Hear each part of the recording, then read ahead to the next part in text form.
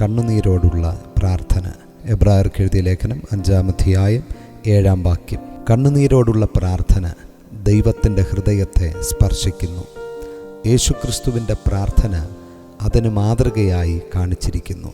യേശു ഉറച്ച നിലവിളിയോടും കണ്ണുനീരോടും കൂടെ പ്രാർത്ഥിച്ചു.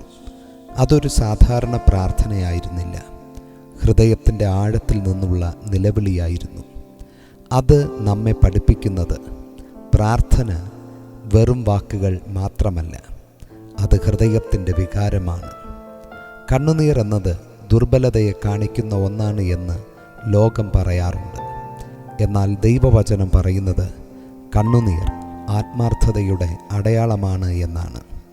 ഹൃദയം തകരുമ്പോൾ, വേദനയിൽ കഴിയുമ്പോൾ ദൈവം നമ്മുടെ കണ്ണുനീർ കാണുന്നു. യേശു ക്രിസ്തു തൻ്റെ വേദനയിൽ തന്നെ രക്ഷിപ്പാൻ കഴിയുന്നവനോട് പ്രാർത്ഥിച്ചു. നാമും നമ്മുടെ പ്രശ്നവേളകളിൽ മനുഷ്യരെ ആശ്രയിക്കാതെ ദൈവത്തെ ആശ്രയിക്കണം.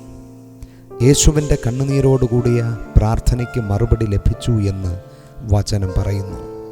സകല മനുഷ്യരുടെയും പാപഭാരമേറി ഗത്സമനയിൽ കണ്ണുനീർ വീഴ്ത്തിയത് കാൽവരിയിലെ ഉയർപ്പിന് കാരണമായി. പ്രിയമുള്ളവരെ, നമ്മുടെ കണ്ണുനീരിനെ മറികടന്നു പോകാത്ത ഒരു ദൈവം നമുക്കുണ്ട്. കണ്ണുനീരിൻ്റെ പ്രാർത്ഥന നമ്മെ ജയത്തിലേക്ക് നയിക്കുന്നു.